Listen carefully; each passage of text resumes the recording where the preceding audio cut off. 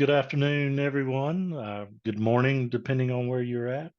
I want to welcome you back to the Charles Aris Ag Practice AgTech podcast series. I'm Eric Spell, lead our agribusiness practice within our firm, and we're fortunate today to have joining us Scott Porter, Managing Director of Food and Agribusiness and AgTech at Cascadia Capital. Scott, thank you for joining us today. Could you provide an overview of your role and organization?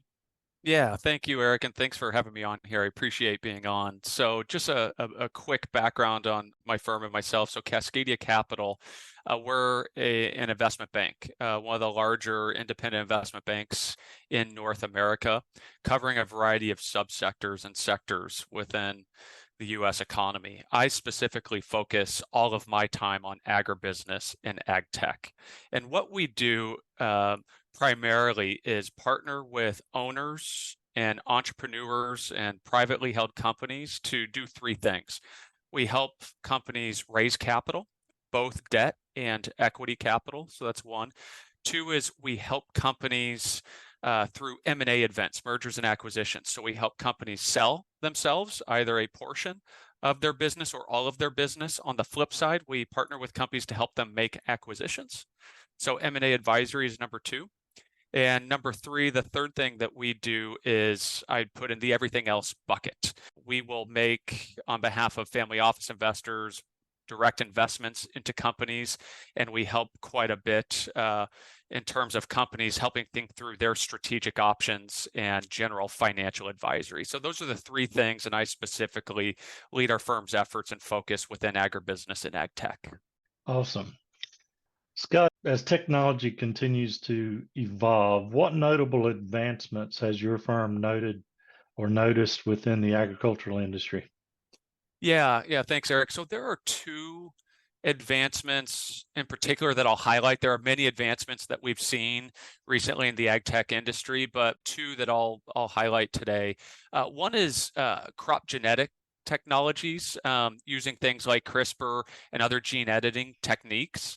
So a really good example of this, a company that we've spent time with called Pairwise as an example. Pairwise, what they've done is created a number of products, or are creating a number of products. One example is they create a salad blend out of mustard greens that provides up to double the amount of nutrition compared to romaine lettuce while having a great taste. And they did that through gene editing. They're also innovating in other areas of produce. They've worked on developing seedless berries.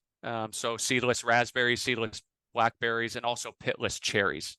So gene editing and some of these newer technologies like CRISPR, utilizing that to change the way our food is grown, to change the way our food is consumed, or to change the way our food lasts from a shelf life stability perspective.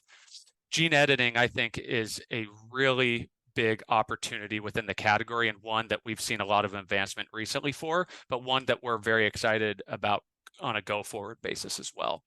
The second one that I'd highlight that where we've seen a lot of innovation is ag biologicals. And so ag biologicals being really the way I depict it is a group of products derived from naturally occurring microorganisms or plant extracts or other organic matter, and utilizing that for a variety of purposes.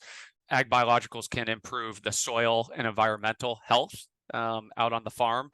They could battle weed and insect resistance to chemicals that have been developed for synthetic chemicals, and a variety of other things, benefits that ag biologicals bring. A good example of a company in this space that I'd highlight is ATP Nutrition.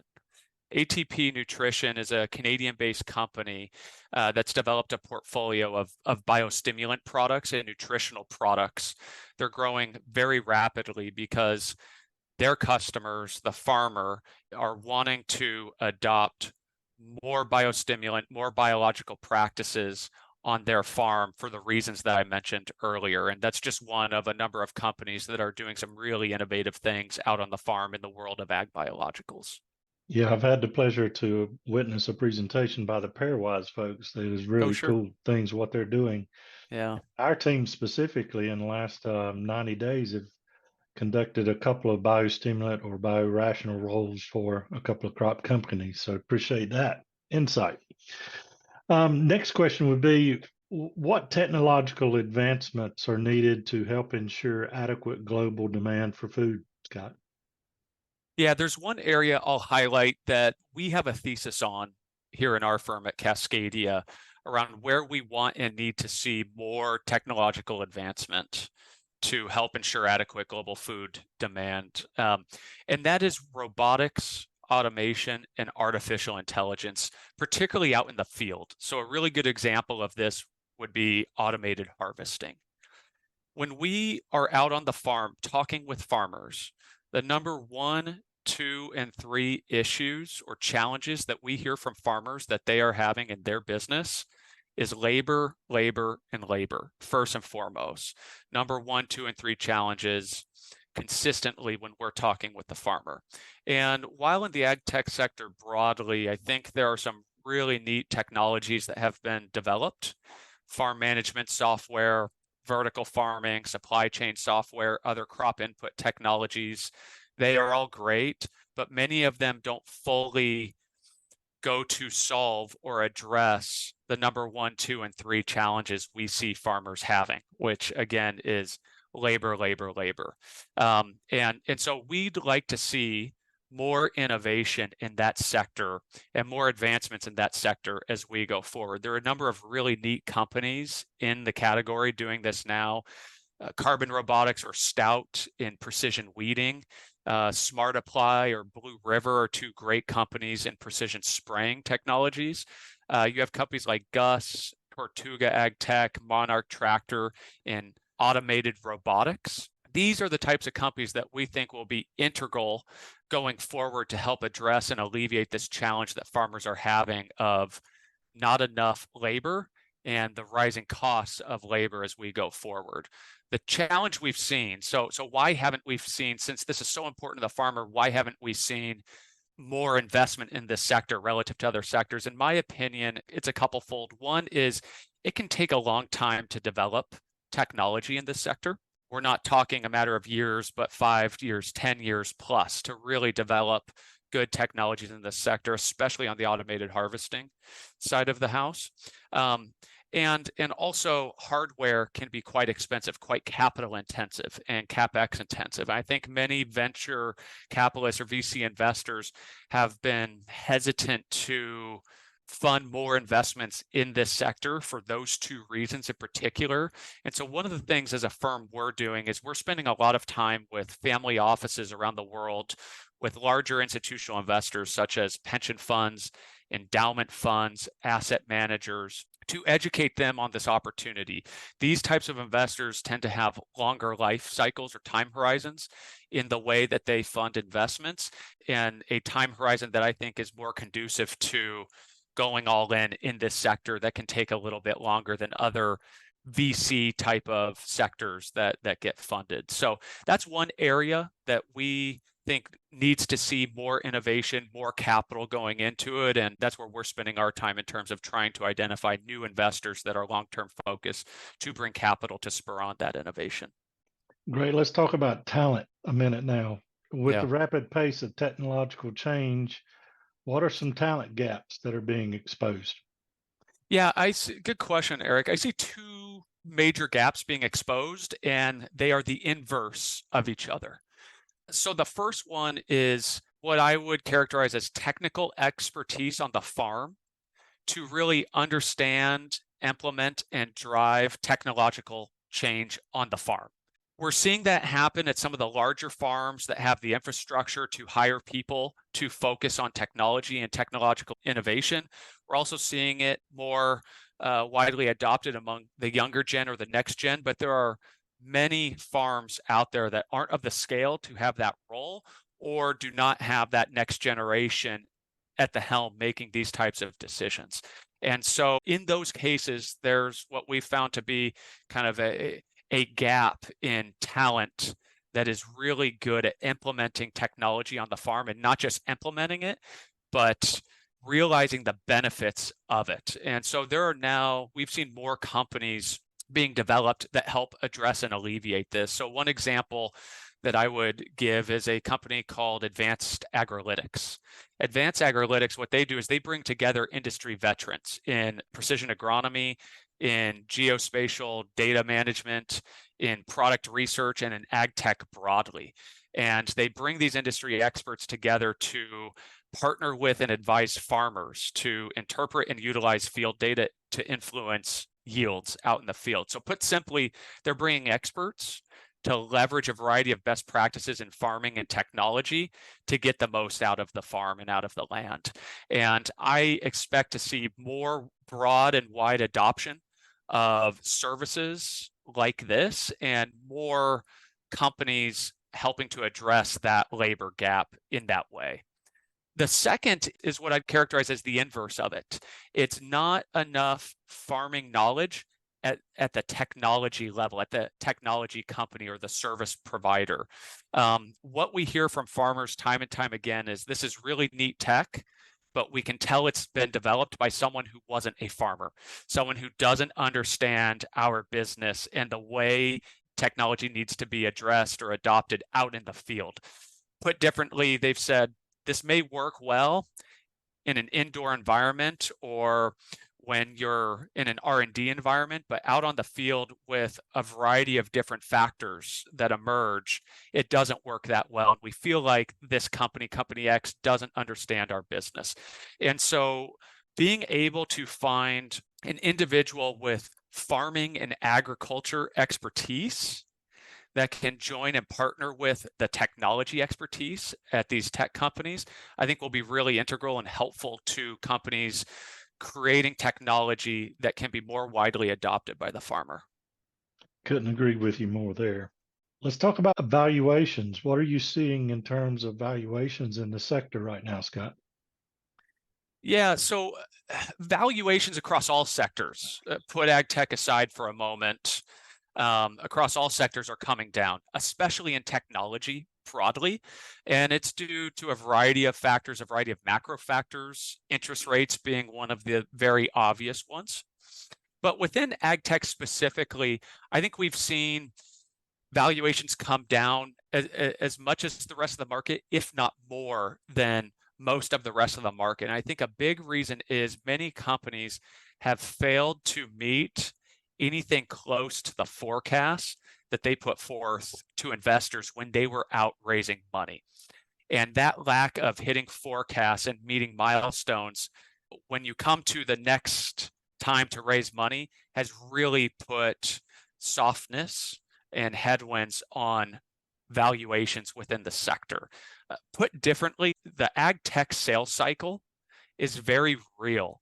And it takes a long time. And I think many investors have come into the sector not fully appreciating the ag tech sales cycle and how long it can take to have farmers really adopt your technology widely. So I'll give you an example. If I'm a farmer and I'm bringing a new biological product out onto my farm, I'm not going to put it on 100% of my farm in year one, because if it doesn't work, that can be catastrophic to the farmer. So what are they going to do? They'll put it maybe on 2 to 5% of their farm to test it out in year one. If it works, maybe they put it on 10 or 15% in year two and 25% in year three and gradually roll it out. And that's after potentially years of education of the farmer of your product and getting them to even begin to test it out in the first place, because there are a lot of competing technologies vying for farmer attention. And so this sales cycle, this elongated sales cycle relative to maybe other industries, I think has put some strain on some of these companies meeting forecasts that investors underwrote to, and therefore put more downward pressure on the valuations in a market and in a cycle of valuations already declining. So the big, splashy case study or scenario that many people like to throw out right now is Indigo Ag. Indigo Ag raised over the years over $1 billion. Ultimately, I think their last round was roughly $3.5 billion. They just earlier this month raised new capital. Their valuation was down 94% to 200 million, more than a fifth of the amount of capital that had been raised in the business. And so, that's a splashy thing that people like to tout, that they use it as an example to be indicative of how valuations have dropped. While I think there's truth to it, it's indicative of a decline in valuations. I think Indigo Ag had some of their own company-specific challenges. The market is not down to that level. I think if you look at average data and you don't parse through that data, you can miss some very important themes. The biggest theme I think can be depicted by the fallacy of averages, right? There's an economist at Wells Fargo that I've listened to a few times, Dr. Swanson. He's given this example. In Fargo, North Dakota, it averages 43 degrees throughout the year. But if you dress to 43 degrees, you're going to be miserable 9 months out of the year and dead the other 3 months out of the year, because it's never 43 degrees in Fargo, North Dakota. The same is true, I think, if you look at ag tech data broadly. So many people are talking about valuations broadly being down 40 to 60%. But that's an average. And more practically speaking, what we are seeing is a flight to quality. That top quartile of company in the ag tech space, one that is innovating and commercializing profitably, that has met or exceeded their forecasts, that is demonstrating strong contribution margin, that is demonstrating strong repurchases among farmers. Those companies that are kind of that top quartile of business are seeing, frankly, decent valuations in this market in spite of a big average decline. It's that bottom 75% that has hair on it, that isn't perceived to be a market leader, that has missed forecasts, that isn't growing profitably, that are seeing greater than 40 to 50% declines. That's bringing the average down. So you really need to parse through the data to see that top quartile can raise money in this market still at good valuations. It may be down, but still at strong valuations relative to the average data that you may see. That's really awesome insight. Love it. Scott, what is one piece of technology that you couldn't go without in your daily activities? Yeah, so in my personal daily activity, I'm a bit old school. I really like to take notes and to write down. But I always struggled in organizing my notes, keeping them organized, being able to recall. So I have my remarkable tablet that my wife got for me that I use to take notes and track notes and record back to or reference back to notes that I've taken. So I use my remarkable tablet on a daily basis for note taking and just love it. All right. Well, Scott, thank you again for joining us. This has been really good insight. For our listeners, that you want to follow this podcast series or any other resources, you can find us at charlesaris.com. There's a resource page there where these podcasts will be. Our team could be reached. You can learn more about our ag team as well. We have our own section on the website. Scott, if the listeners wanted to follow up or learn a little bit more about the team at Cascadia, where would you direct them? Absolutely. So our website is cascadiacapital.com. On our website, we have a tab of news and research. We publish a lot of research and news throughout the month and throughout the year. We specifically have a number of agribusiness and ag tech publications. So cascadiacapital.com, and you can see a lot of our research in the news and research section of our website. Well, I get your frequent newsletter. Really appreciate it. It's good, insightful information. So I would encourage listeners to see if they can get on the list of that newsletter. Scott, thanks again. Good luck to the Cascadia team. Appreciate what you do in the industry, and we'll look to see you soon. Thank you, Eric. Thanks for having me on, and thank you for what you do in the industry as well. Take care.